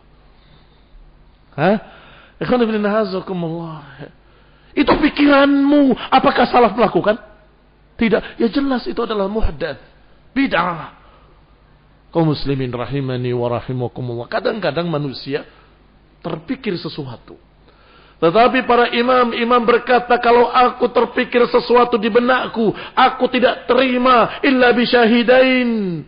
Aku tidak terima pikiranku sendiri sampai ada 2 saksi, Quran dan sunnah. Kalau cocok dengan Quran, cocok dengan sunnah, dan sunnahnya khalifah-khalifah yang lurus, para sahabat, baru aku pegang. Kalau tidak, tidak. Ikhwani fillah, a'azzakumullah, kaum muslimin rahimani wa rahimakumullah. Berkata Imam Ahmad rahimahullah, usulus sunnah indana at-tamassuk bima kana alaihi ashabu Rasulillah. Prinsip-prinsip sunnah menurut kami ahli sunnah adalah berpegang dengan apa yang dipegang oleh para sahabat. Jadi setelah berpegang dengan sunnah, peganglah pemahaman para sahabat. Qala bima kana alaihi ashabu Rasulillah wal iqtida bihim, dengan meneladani mereka, wa tarkul bid'ah, dan meninggalkan kebid'ahan, wa kullu bid'atin fahiya dhalalah, karena setiap kebid'ahan adalah sesat. Was sunnah indana atharu Rasulillah, yang namanya sunnah menurut kami adalah athar dari Rasulullah sallallahu alaihi wa ala alihi wasallam. Ikhwani fillah, a'azzakumullah, kaum muslimin rahimani wa rahimakumullah. Imam Ahmad rahimahullah juga berkata, ini prinsip berikutnya dari ahlus sunnah. Kalau sudah tahu riwayatnya dari para ulama ahlul hadis, hadisnya sudah kita pegang dan sudah dipahami dengan pemahaman para sahabat, apa sisanya? Kerjakan dong. Terapkan, jangan hanya teori. Qala Imam Ahmad rahimahullah, ma katabtu haditsan illa waqad amiltu bihi walau marrah. Tidaklah aku tulis sebuah hadis pun kecuali aku melaksanakannya walaupun sekali. Sudah melaksanakannya. Lian la yakun alayya hujjah, agar jangan sampai hadis tadi menjadi hujjah untuk menyalahkanku. Kenapa engkau tidak mengamalkan? Ikhwani fillah, a'azzakumullah, kaum muslimin rahimani wa rahimakumullah. Dan itu ucapan para imam bukan hanya Imam Ahmad rahimahullah. Imam Syafi'i juga berkata, "Idza wajadtum sunnah min Rasulillah khilafa qawli fakhudus sunnah wa da'u qawli." Kalau kalian dapati sunnah dari Rasulullah SAW berbeda dengan ucapanku, maka ambil sunnah, tinggalkan ucapanku. Fa inni aqulu biha, aku rujuk dan aku ikut hadis itu. Ikhwani fillah, a'azzakumullah, kaum muslimin rahimani wa rahimakumullah. Bishr al-Hafi rahimahullah menyatakan pengamalan hadis itu adalah zakatnya hadis. Addu zakat al-hadis, tunaikanlah zakatnya hadis. Fasta'milu min kulli mi'atai hadis khamsat ahadits. Kerjakanlah dari sekian hadis yang kalian pelajari, kerjakan 5 hadis. Yang tentu yang dibahas adalah sunnah-sunnah yang tidak wajib tapi dianjurkan. Memang tidak harus kalian kerjakan, tetapi dianjurkan untuk kita kerjakan. Masa kamu membaca hadis gak pernah kerjakan? Masa engkau meriwayatkan hadis tapi gak pernah melakukan? Sehingga kerjakanlah. Bahkan Imam Ahmad berkata tadi, sungguh tidak ada satu hadis pun aku tulis kecuali aku kerjakan, walaupun sekali. Pernahkah sholat pakai sendal? Kalau belum, kerjakan. Karena hadisnya sallu fi ni'alikum, kata Nabi. Sholatlah dengan sendal kalian. Bukan harus dikarpetin pakai sendal, gak mesti. Kapan? Di mana kalian sholat pakai sendal, itu sudah cukup. Walaupun sekali kamu pernah mengerjakannya. Ikhwan ibn a'azakumullah, kadang kamu salatnya di luar karena terlalu penuh manusia. Salat pakai sendal. Ini contoh. Masih banyak lagi hadis-hadis yang lain. Barakallahu fikum. Memang itu bukan wajib, tetapi untuk menunjukkan bahwa kamu beriman, bahwa itu sunnah. Sebab kalau tidak pernah akan terkena hadis lain. Imam Hibatullah Al-Lalikai rahimahullahu ta'ala di dalam kitabnya Ushul I'tiqad Ahlussunnah wal Jamaah berkata, orang yang tidak mengerjakan satu sunnah yang tidak wajib, tidak mengapa. Tetapi kalau terus-menerus tidak mengerjakan, akan ditanyakan kepadanya, kamu suka atau tidak suka hadis ini? Kamu beriman atau tidak beriman bahwa ini baik? Kalau dia menyatakan suka, aku beriman ini baik, mengapa nggak dikerjakan? Buktikan dong. Kalau dia mengatakan aku tidak suka, terkena hadis, faman raghiba an sunnati falaysa minni. Siapa yang tidak suka dengan sunnahku, bukan golonganku. Suka apa nggak suka? Suka. Aku nggak pernah lihat kau kerjakan sekalipun. Lihat antara dua. Jeli sekali para ulama. Naam, kalau sesekali ditinggalkan nggak dosa. Kadang-kadang kamu terburu-buru ada sesuatu hajat, kemudian habis salat zuhur langsung pergi, nggak salat ba'diyah, tidak mengapa, nggak dosa. Tetapi kalau tidak pernah, itu yang dipertanyakan. Kamu suka atau tidak suka? Kalau suka, apa buktinya? Kamu nggak pernah mengerjakan kok. Kalau dia katakan tidak suka, terkena hadis waman raghiba an sunnati falaysa minni. Siapa yang tidak suka dengan sunnahku, bukan golonganku. Ikhwani fillah, a'azzakumullah, kaum muslimin rahimani wa rahimakumullah. Suatu hari seorang ulama salat mengimami murid-muridnya dengan pakaian ihram. Satu disarungkan, satu diselendangkan. Murid-muridnya bertanya setelah sholat, anta mu'tamir? Apakah kau mau umroh? Katanya. Memakai seperti ini? Tidak. Aku membaca hadis dan aku ingin mengerjakannya walaupun sekali. Bahwa Rasulullah SAW pernah sholat dengan dua kain saja. Kain yang disarungkan dan kain yang diselendangkan. Maka aku suka untuk menyampaikan hadis, mempelajari hadis, mengajarkan hadis dalam keadaan aku pernah melakukannya. Barakallahu fikum. Ada lagi contoh kisah Imam Ahmad dengan Bishr al-Hafi. Imam Ahmad sakit. Wa Bishr ibn al-Harith juga sakit. Fakuntu adkhul ala Bishr, kata Abdurrahman al-Tayyib, ini yang menceritakan, aku menengok Bishr al-Hafi dulu. Kaifa tajiduk? Bagaimana keadaanmu? Bishr al-Hafi berkata, Yahmadullahi ta'ala yukhbiruni. Kata Abdurrahman al-Tayyib, beliau memuji Allah dan menyanjungnya, kemudian menjawab, aku merasa begini dan merasa begitu. Ahmadullah ilaika ajid kada wa kada. Aku tetap memuji Allah di hadapanmu. Aku mendapatkan rasa begini dan begitu. Kemudian aku menengok Imam Ahmad rahimahullah. Aku tanyakan dengan pertanyaan yang sama. Kaifa tajiduk? Bagaimana kau dapati dirimu? Ini bagaimana keadaanmu? Imam Ahmad berkata, bi khair. Aku baik-baik saja. Faqultu lahu yawman. Itu aku lihat perbedaan. Suatu hari, di hari lain, aku bilang kepada Imam Ahmad, inna akhaka Bishran, sesungguhnya saudaramu Bishr al-Hafi pernah sakit, dan ketika aku tanyakan apa kabarmu, dia memuji Allah dan kemudian menyebutkan sakitnya apa. Aku pusing atau aku perutnya sakit dan sebagainya. Maka Imam Ahmad berkata, qul lahu, katakan kepadanya. Qala laka akhuka Abu Abdurrahman, Abu Abdullah, katakan kepadanya, apa yang membawa dia berbuat seperti itu? Sampaikan padanya apa yang melatar belakangi dia berbuat seperti itu. Kata Abdurrahman al-Taib, ya Imam, aku nggak berani nanya seperti itu kepada Bishr al-Hafi, karena dia imam juga.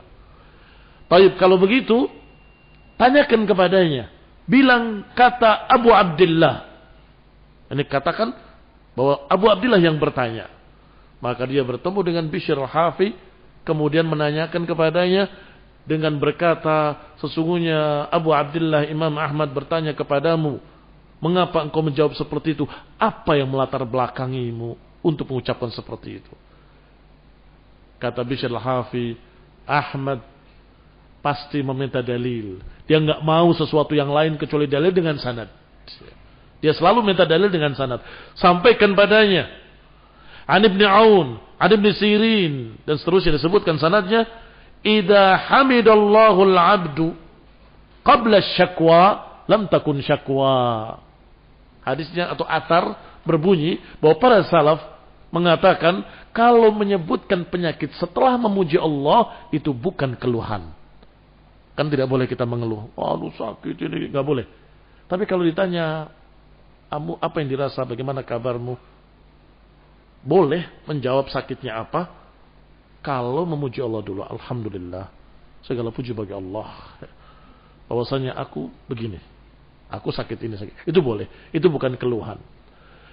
Dikatakan oleh Abdurrahman At-Tayyib, innama aqulu laka ajid kada a'rifu qadratullah fiyya. Aku mengatakan, kata Bishr al-Hafi, aku dapati sakit begini sakit begitu, aku mengimani qadrah Allah terhadapku dan aku tetap memuji Allah Subhanahu wa taala. Fa kharajtu min indihi famadaitu ila Abi Abdullah. Maka aku pun pergi dari Bishr al-Hafi, aku temui Imam Ahmad dan aku sampaikan apa yang aku tanyakan dan apa jawabannya. Pada suatu hari, ketika Imam Ahmad sakit dan aku tengok, aku tanya, bagaimana keadaanmu? Ahmadullahi ilaik, ana kadza wa kadza. Dipakai apa yang dapatkan dari Bishr al-Hafi karena athar riwayat dari salaf, sehingga tidaklah dilakukan oleh para imam-imam tadi sesuatu kecuali ada salafnya, ada pendahulunya, sehingga mereka biasa bertanya kepada saudaranya sesama ahlus sunnah, man salafuka fi hadza? Siapa salafmu? Artinya kamu melakukan seperti ini, siapa salafmu? Ikhwan fillah, a'azakumullah, kaum muslimin rahimani wa rahimakumullah. Kalau sudah waktu adzan silakan adzan. Masih belum masuk.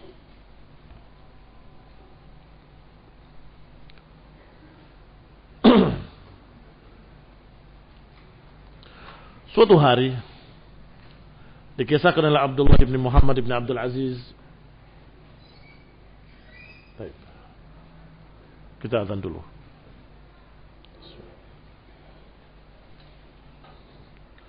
Qala Abdullah bin Muhammad Ibn Abdul Aziz Al-Baghawi rahimahullahu ta'ala di dalam Al-Jami' dan juga disebutkan dalam Adabul Imla wal Istimla.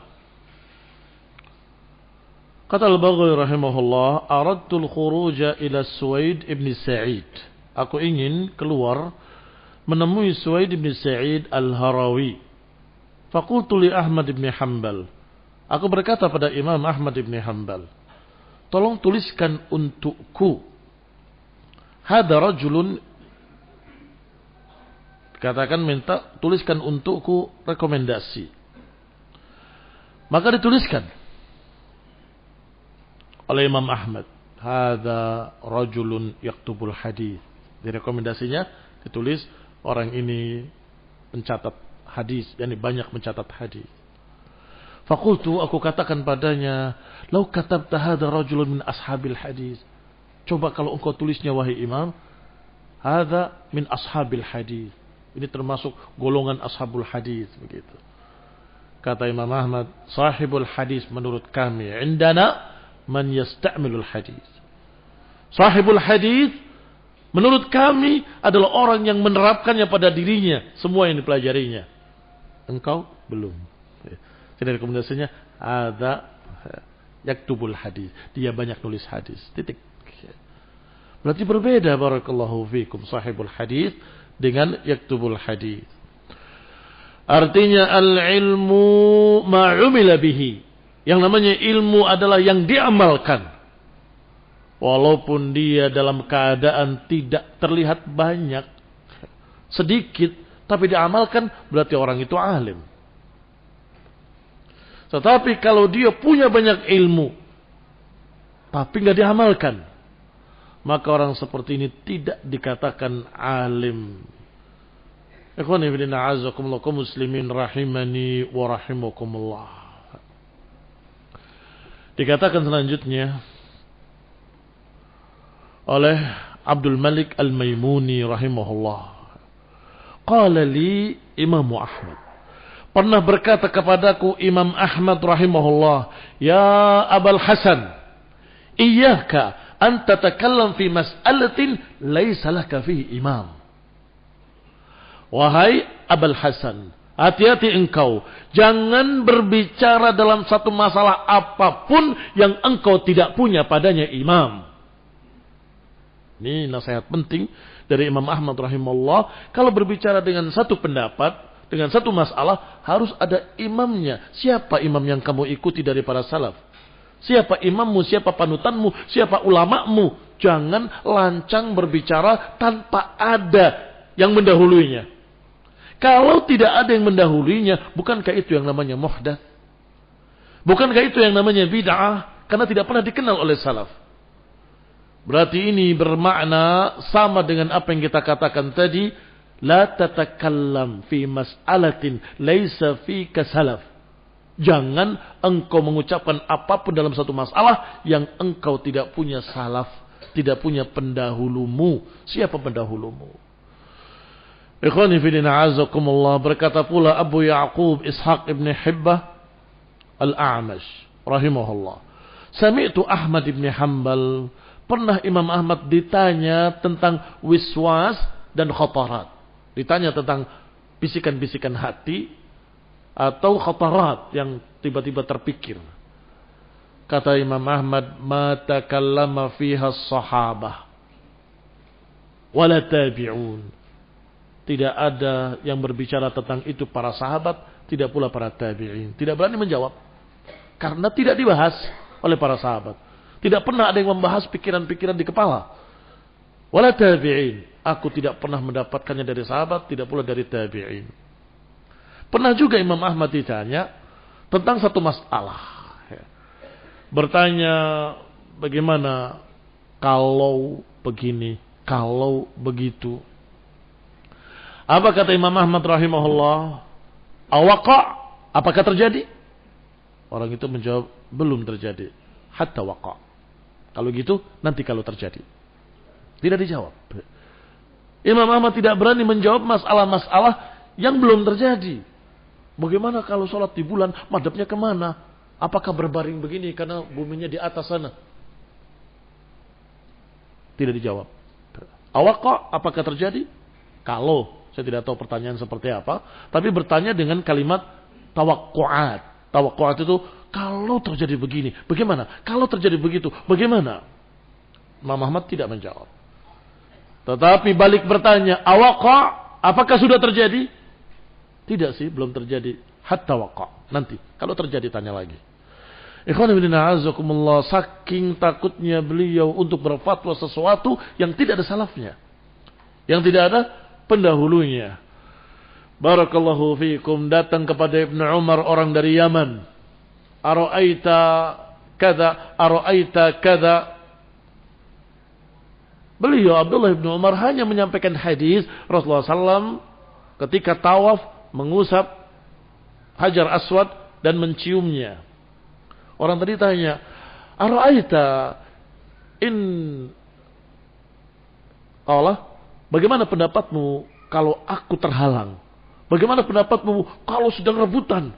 Bagaimana pendapatmu kalau berdesak-desakan? Bagaimana pendapatmu?"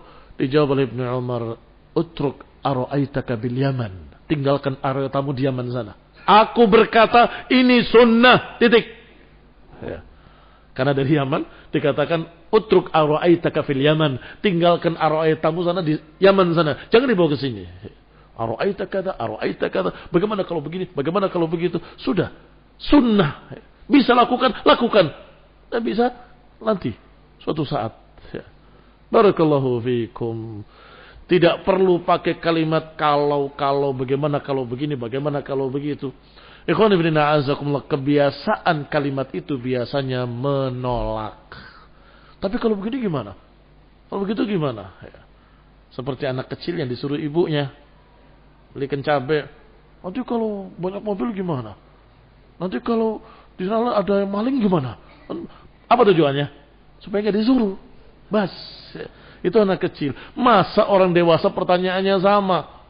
Nanti kalau gini gimana? Kalau gitu gimana? Ini sunnah. Bisa kerjakan. Kalau tidak bisa dimaafkan. Bukan wajib. Barakallahu fiikum, sehingga bertakwalah pada Allah Subhanahu wa taala mastata'tum. Bukan bebas, mastata'tum maknanya adalah sebisa-bisanya. Mudah-mudahan ketika kita tidak bisa, Allah Maha tahu bahwa itu terhalang dan tidak mampu. Ikhwan ibn a'azakumullah, nasallahu taufiq wal afiyah wal hidayah wa rahmah.